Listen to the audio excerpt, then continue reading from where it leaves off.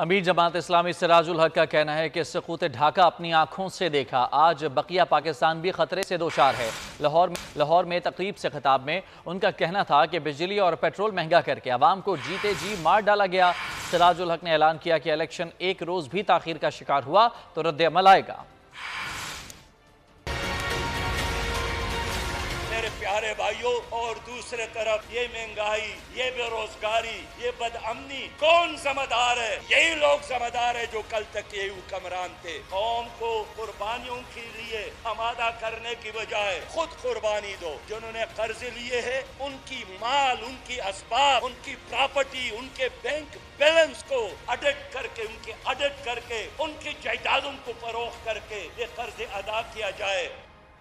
उधर मुल्क में चीनी की कीमत तारीख की बुलंद तरीन सतह पर पहुंच गई है। चीनी 180 रुपए किलो हो गई। आटे की कीमत पहले ही